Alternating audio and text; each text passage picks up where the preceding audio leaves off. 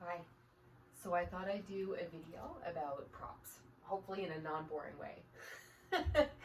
Puss is nestled in the corner here. I'm not sure if you can see him, but he's like casually having an afternoon nap with his paws like just thrown over his face in all of his cuteness. Anyway, so I have some favorite props and I wanted to share with you why and yeah, so let's go. My favorite ones are the blocks, okay? Yoga blocks. You don't have to go and spend oodles of money on yoga blocks. You can get them at Dollarama or Walmart or just Amazon or, you know what I mean? It's up to you however you want to get your yoga blocks, but they're fantastic. Yoga blocks bring the floor up to us, right?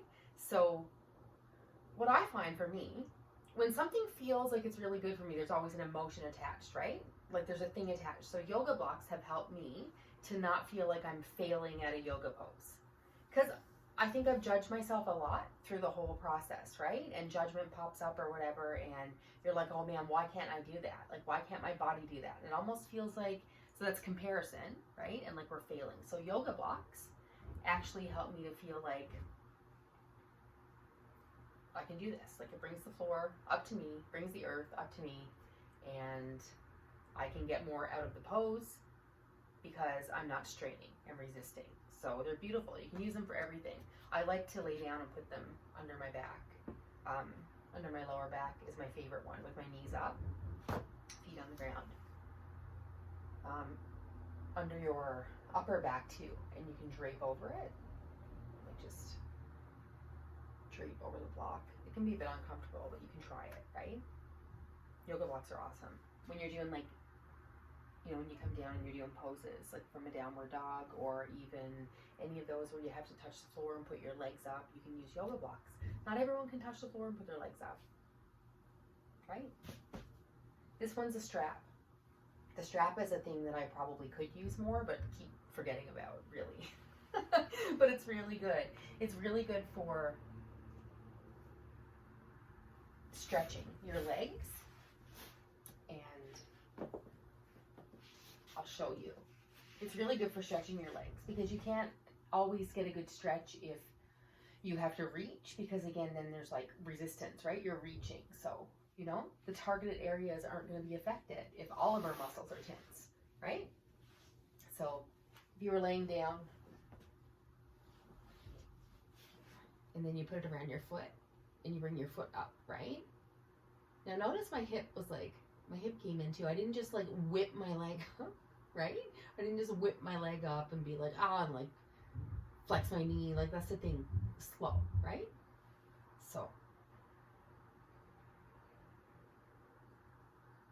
So this is like that stretch that like hurts, but hurts so good. So that's one of the ways you can use a strap, and then you can, then you can start taking your legs out wide also, right? It depends. And you start off with what you can handle, you know? So it's not just about props, it's about modifications, right? And I don't even know if it should be called modifications anymore, because it should just be like a class on its own or whatever, you know? Like you don't always have to do everything the same way everyone else does in yoga. And if you don't, it doesn't mean that you're wrong. It just means that like you're not doing it the same way. So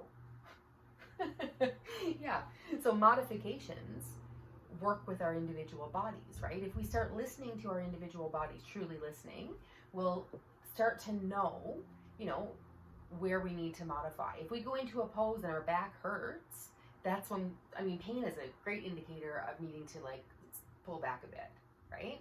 So props and modifications are really, really like your best friends, especially if you have chronic pain, especially, you know, because you're getting to know your body on an almost like more intimate level. Because chronic pain, you're so used to having pain and being in pain, like kind of overall, that it's weird first to be not in pain in some areas when you're used to it, right? And then when the pain kind of diminishes, we can tell which areas of our body need to be looked at, right? And it doesn't always mean we go full on into things. Like if you are not regularly working out, or doing like some sort of yoga exercise, some type of thing, you should never ever go into a plank or like a push-up or like whatever without bending your knees. I think that's crazy. I think that's the makings for just a bunch of injuries. A bunch. Like, if you're just whipping into core things that you need core strength for, but your core has not been really strengthened, then you're gonna get lower back injuries, most likely. You can injure yourself if you're not paying attention and being mindful, which is the whole point, you know, one of the whole points, I guess, of yin, right? All right. It's cold. How to say I'm Canadian without saying I'm Canadian. Okay, this one is great. I haven't done a lot with this one yet, but there's one thing that I do on it, and it cracks my spine. So if you hear some bone cracks, it's okay. It's actually very helpful, and I'll tell you why in a second. But with the wheel, listen, you gotta be super careful on the wheel.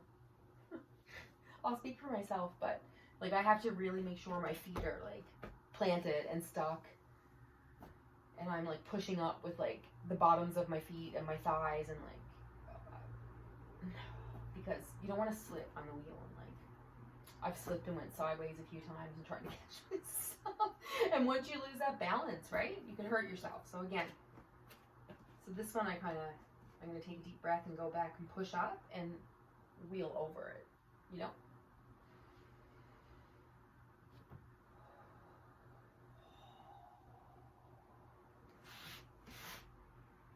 It feels really good.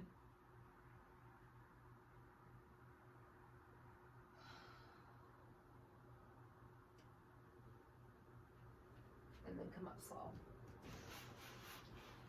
Sometimes I'm dizzy after, but you just take a breath, like you just open up. Oh God, that feels good. I just opened up my lungs. Did you know that sometimes you could be having anxiety, but the thing is that it's not actually like anxiety as in mental illness anxiety.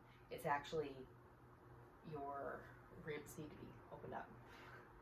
Your like bones need to be, like space needs to be created in your body so your lungs have more room to like expand. So really you're not tripping out.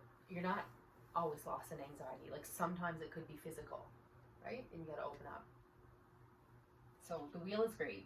A little book came with it, but I haven't really done a lot of or any really. I just basically got it because I couldn't afford to go to the chiropractor. And I knew my ribs and like my spine needed to be aligned when I felt that pressure in my chest. So this is my at-home chiropractor. I'm not saying don't go to a chiropractor. I just wanted to put that out as a disclaimer. Please do if you can. You know, you do you. This is mine. So there's that. Okay, and the last one is my bolster. I love this thing. So this is what I use for Shavasana, for under my knees. I do have lower back issues with my spine and my discs, so it's not comfortable all the time for me to lay straight out. And it took me a while to be able to like lay flat out too, because I was really stiff when I started out, right? Really stiff. So bolster's awesome. Under your back, under your knees, under your chest. Put it wherever you want, right? You can use pillows in the same way. You don't have to run out and buy a bolster. I think I bought a bolster like 3 years into my practice, 2 years. It takes me a while to buy stuff when like I can just use the things I have. So that's that. That's the props. And I highly recommend using props. And like if you have pillows and blankets around, have them around when you're doing yin. Don't be afraid to modify. If you have to lay on a bed and not on the floor, don't be afraid to try a pose and to get to know your body by the signals that it sends you, right? That's the whole like, oh, that's a big deal, you know? Once we start like really getting in tune with our bodies, then we just genuinely like, it's easier to start taking care of ourselves. So the things that we do that we like don't really want to do kind of just start fading away because our focus and our energy is on like how to feel our best in life and go through and do and be our best in life, right?